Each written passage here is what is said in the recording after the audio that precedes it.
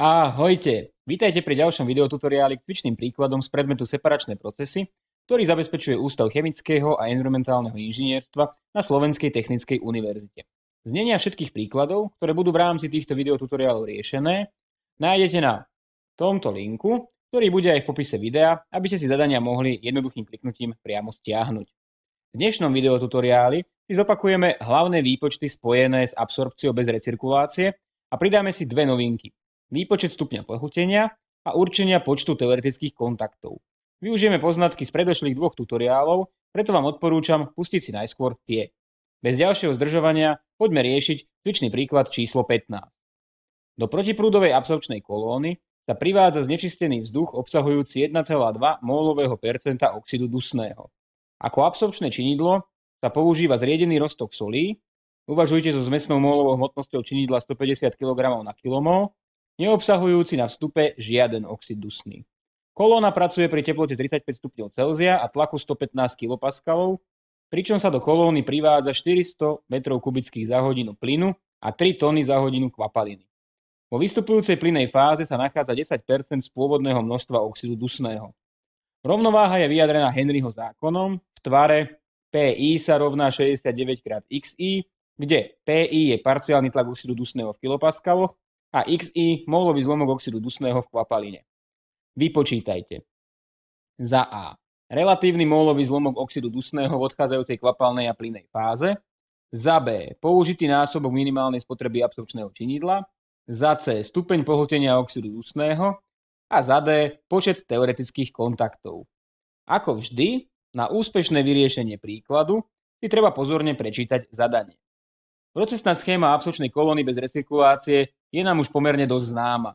Máme absorpčnú kolónu, do ktorej na dne vchádza plyn a na hlave kvapalina, absorpčné činidlo. Značenie zostáva zachované. Tok kvapalného inertu NL, zloženie kvapaliny pomocou veľkých X. Tok plynného inertu NI a zloženie plynu cez veľké Y. Máme hotovú procesnú schému, môžeme pristúpiť k zápisu údajov zo zadania. Vypierame oxid dusný, zložku A, roztokom bližšie nešpecifikovaných solí.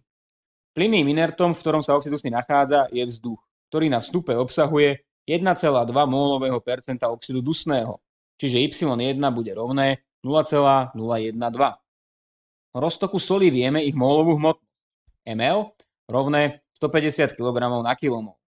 Ďalej vieme, že na vstupe absorpčné činidlo neobsahuje žiaden oxid dusný, čiže X2 bude rovné 0.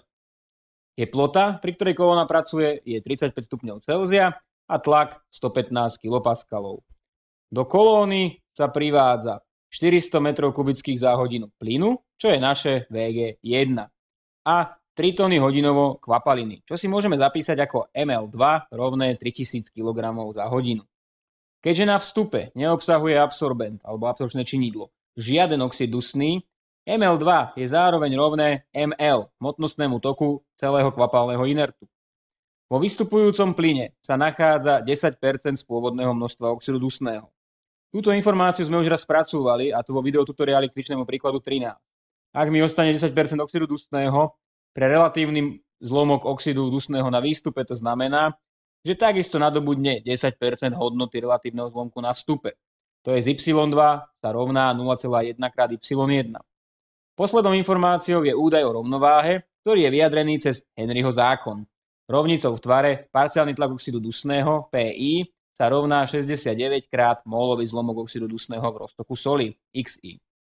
Máme všetky údaje zo zadania spísané. Vypočítať od nás chcú relatívny mólový zlomok oxidu dusného v oboch odchádzajúcich fázach X1 a Y2. Použitý násobok minimálnej spotreby absorpčného činidla, čiže pomer NL ku NL-. Stupeň pohltenia, ktorý značíme gréckym písmenom Φ, a počet teoretických kontaktov PTK. Pri riešení príkladu budeme postupovať analogicky ako v minulom tutoriáli. Najskôr zostavíme rovnice, ktoré opisujú náš systém. Budú to materiálové bilancie aj vo forme pracovnej priamky, rovnováha a prípadne ďalšie rovnice vyplývajúce zo zadania. Potom spočítame rovnice a neznáme. Ak sú ich počty zhodné, systém je riešiteľný. Ak nie, musíme hľadať cestu, ako sa zbaviť niektorej neznámej, alebo ako pridať lineárne nezávislú rovnicu. V ďalšom kroku, ak bude potrebný, znázorníme prevádzkovanie kolóny graficky do rovnovážneho diagramu pomocou pracovnej priamky. Nuž a nakoniec nám ostáva navrhnúť jednotlivé výpočtové kroky a zrealizovať riešenie. Začneme úlohou A, v ktorej máme vypočítať relatívny mólový zlomok oxidu dusného v odchádzajúcej kvapaline a plyne. Táto úloha si nevyžaduje zakresľovanie do rovnovážneho diagramu, takže výpočet bude trojkrokový. Najskôr zostavíme rovnice. Spracujeme najskôr údaje o zložení prúdov, ku ktorým sa vieme dopracovať zo zadania. Začneme relatívnym mólovým zlomkom oxidu dusného vo vstupujúcom plyne Y1, ktorý jednoducho vypočítame cez mólový zlomok malé Y1, cez tento už viackrát použitý prepočtový vzťah. Dosadíme a vypočítame Y1 rovný 0,0121. Vieme, že na výstupe klesne relatívny mólový zlomok na 10% z tejto hodnoty. Dosadíme do výrazu y2 sa rovná 0,1 krát y1 číselné hodnoty a vypočítame y2 rovné 0,0012. Týmto výpočtom sme vlastne odpovedali na prvú polovicu otázky v úlohe. Pýtajú sa nás však aj na zloženie vystupujúcej kvapaliny, to je hodnotu x1. Túto hodnotu budeme počítať klasicky, ako pri každom výpočte doposiaľ, z materiálovej bilancie zložky A. Rozdielom je, že v oboch predchádzajúcich tutoriáloch k tomuto výpočtu predchádzalo určenie skutočnej spotreby absorbenta z minimálnej. Teraz však máme rovno zadanú skutočnú spotrebu absorbenta, aj keď cez hmotnostný tok, tak môžeme pristúpiť priamo k výpočtu materiálovej bilancie. Vyznačíme si známe a neznáme veličiny. Bez prepočtu údajov zo zadania je to jedna rovnica až o troch neznámych NI, NL a hľadanom x1. Systém tak nie je riešiteľný. Vieme však toky oboch inertov vypočítať. Začneme NI tokom plynného inertu. Už tradične nemáme zadaný priamo tento tok, ale máme informácie o podmienkach absorpcie. A to objemový tok spracovaného plynu spolu s jeho zložením, teplotu a tlak. Z týchto informácií stavovou rovnicou ideálneho plynu vieme určiť celkový mólový tok plynu na vstupe do kolóny. Vyjadríme si neznámu Mg1 a dosadíme čísla. Vypočítame Mg1 rovných 18 kmol za hodinu. Potom už zostáva aplikovať prepočet na mólový tok inertu cez známe zloženie plynu. Opäť tento výpočet sme využili už viackrát a mal by nám byť jasný. Dosadíme a získame Ni rovné 17,8 kmol za hodinu. Vrátime sa do materiálovej bilancie a vidíme, že stále máme ešte jednu neznámu NL. Zo zadania vieme hmotnostný tok ml a mólovú hmotnosť roztoku solí. Prepočtom hmotnostného toku na mólový po dosadení hodnôt získame hodnotu NL rovných 20 kmol za hodinu. Teraz po návrate do materiálovej bilancie vidíme, že už máme jednu rovnicu o jednej neznámej, to je riešiteľný systém. Pristúpme k jeho riešeniu, vyjadríme si neznámu x1, ako sme to už robili mnohokrát doteraz, a dosadíme čísla x1 sa rovná 0,0097. Hotovo, vyriešili sme úlohu A. V úlohe B máme zistiť, aký násobok minimálnej spotreby absorpčného činidla bol použitý v našom systéme. Opäť pristúpime k nášmu osvedčenému postupu výpočtu, ale zahrnieme už aj krok so zakreslením rovnovážneho diagramu. Najskôr zostavíme rovnice. V našom prípade materiálovú bilanciu pre prípad použitia minimálneho množstva absorpčného činidla, kedy sa dosiahne rovnováha na dne kolóny. Potrebujeme totižto vypočítať hodnotu NL-min. Vyznačíme si známe a neznáme veličiny. x1 rovn je na teraz neznám, ale vieme, že ho dokážeme odčítať z rovnovážneho diagramu, ak do vhodnej formy spracujeme rovnovážne dáta. Poďme na to. Rovnovážne dáta nie sú tentoraz reprezentované tabuľkou, ale rovnovážnou závislosťou PI sa rovná 69 krát XI, čo je jedna z foriem Henryho zákona. Nemáme teda dáta na vykreslenie do grafu a máme teraz dve možnosti. Buď si všetky potrebné rovnovážne zlomky budeme dopočítavať z tejto rovnice, alebo si predpripravíme súbor dát, vykreslíme rovnovážny diagram a potom z neho budeme odčítavať hľadané hodnoty, napríklad rovnovážne zlomky. Oba spôsoby sú si rovnocenné. Keďže nás neskôr čaká určovanie počtu teoretických kontaktov a k tomu budeme potrebovať zakresľovanie do rovnovážneho diagramu, pôjdeme teraz cestou nachystania dát pre tento rovnovážny diagram a odčítavaniu hodnôt z grafu. Najskôr musíme zistiť potrebný rozsah dát, odkiaľ kam počítať rovnovážne zloženia. Dolná hranica je jasná. Ako sme si už neraz povedali, bude to bod 0,0. Hornú hranicu zistíme pomocou zloženia vstupujúceho plynu. Vieme, že absorbovaná zložka A má najvyšší parciálny tlak na vstupe do kolóny, kedy je jej obsah v plyne najvyšší. Pomocou mólového zlomku oxidu dusného vo vstupujúcom plyne a celkového tlaku, oboch údajov priamo zo zadania, vypočítame parciálny tlak na vstupe do kolóny P1A rovný 1,38 kPa. Toto je najvyšší možný parciálny tlak oxidu dusného, teda najvyššia hodnota, ktorú budeme potrebovať do vykresľovania rovnovážnej krivky. Vypočítame pomocou rovnovážnej závislosti prislúchajúce zloženie oleja k tomuto tlaku. Malé x1 sa rovná 0,02. Od hodnoty 0 po túto hodnotu si teda musíme rozdeliť mólové zlomky oxidu dusného v oleji, aby sme k ním potom mohli nájsť pomocou rovnovážnej závislosti prislúchajúce parciálne tlaky v plyne. Tie si potom analogicky ako v predošlých prípadoch prepočítame na relatívne mólové zlomky. V tomto videu si rozdelíme body s krokom 0,005, čiže výsledná tabuľka bude vyzerať nejak následovne.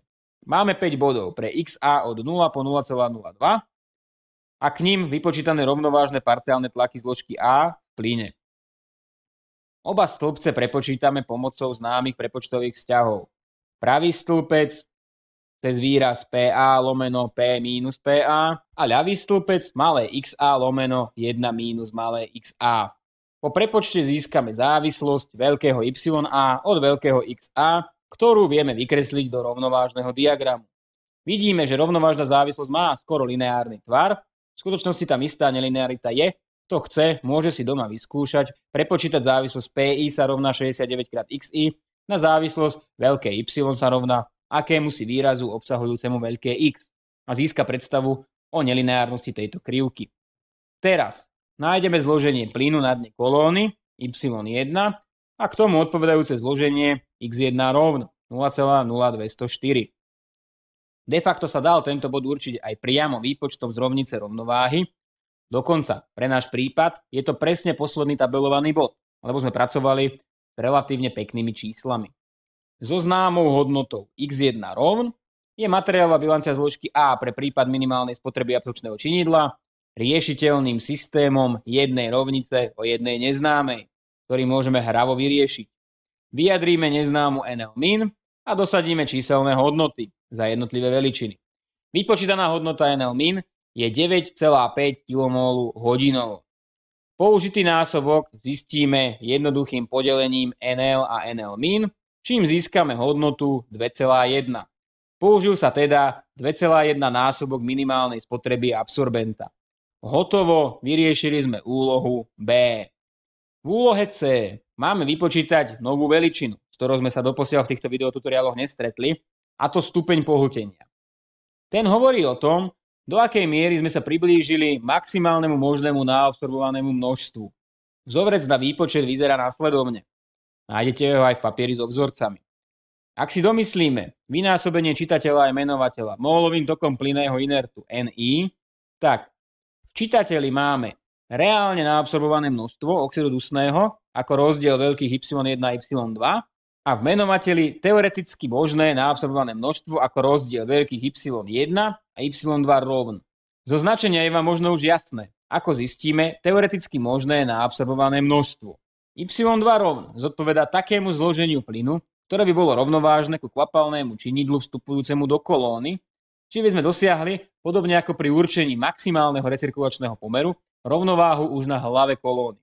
Pri určení maximálnej možnej recirkulácie absorbenta hľadáme rovnovážne zloženie kvapaliny k skutočnému plynu. Teraz pri stanovení stupňa pohltenia hľadáme rovnovážne zloženie plynu k skutočnej kvapaline. Naša skutočná kvapalina má zloženie X2 rovné 0. Preto jednoducho stanovíme Y2 rovn takisto rovné 0. Keby sme mali nenulovú hodnotu X2, museli by sme Y2 rovno odčítať z rovnovážneho diagramu alebo vypočítať pomocou známeho tvaru rovnice rovnovážnej závislosti. Po vyznačení známych a neznámych vidíme, že máme jednu rovnicu o jednej neznámej, systém je riešiteľný. Vyriešime ho jednoduchým dosadením hodnôt do vzorca. Stupeň pohltenia φ je pre náš prípad rovný 0,9, čiže po prenásobení stovkou 90%. Hotovo, vyriešili sme úlohu C. V úlohe D ideme počítať takisto novú veličinu, a to počet teoretických kontaktov, ktorý je prakticky to isté ako počet teoretických etáží pri rektifikácii. Jedná sa o stanovenie toho, v koľkých krokoch, stupňoch, kontaktoch či etážach by sa dosiahlo požadované rozdelenie absorbovanej zložky od zvyšku plynnej zmesi. Pozostáva rovnako ako pri rektifikácii zo zakreslenia pravouhlých krokov pomocou pracovnej priamky a rovnovážnej krivky. Ako vidíte, toto je ďalšia podobnosť absorpcie s rektifikáciou. Ideme do rovnovážneho diagramu, kde máme zakreslenú našu rovnovážnu krivku a pomocou vypočítaných hodnôt aj našu pracovnú priamku. Postupujeme analogicky ako pri rektifikácii. Vytvárame pravouhlé kroky od pracovnej priamky po rovnovážnu krivku. Rovnako ako pri rektifikácii začíname na hlave kolóny. Pri rektifikácii sme na hlave kolóny mali vystupujúci destilát XD a na diagrame sa nachádzal tento bod hore. Pri absorpcii na hlave kolóny máme vystupujúci plyn Y2, na diagrame sa nachádza tento bod dole. Z tohto bodu vedieme rovnobežku s osou X-ovou po rovnovážnu krivku. Od rovnovážnej krivky potom kolmo nahor, čím vytvoríme náš prvý schodík. Potom už opakujeme až po prekročenie hodnoty Y1. Vznikne ďalší schodík a ďalší necelý schodík. Výsledný tvar rovnovážneho diagramu so zakreslenými pravouhlými krokmi je potom nasledovný. Spočítame zostrojené pravouhlé kroky. Máme 2 celé schodíky, respektíve kroky, a 1 necelý. Dokopy tak máme približne 2,5 pravouhlých krokov. Ako stanoviť necelý krok, sme si ukazovali už vo videotutoriáli k cvičnému príkladu číslo 5. V absorpčnej kolóne sa na rozdiel od rektifikačnej nenachádza varák. Preto ten nemusíme odpočítavať a od celkového počtu pravouhlých krokov nemusíme odčítavať jednotku.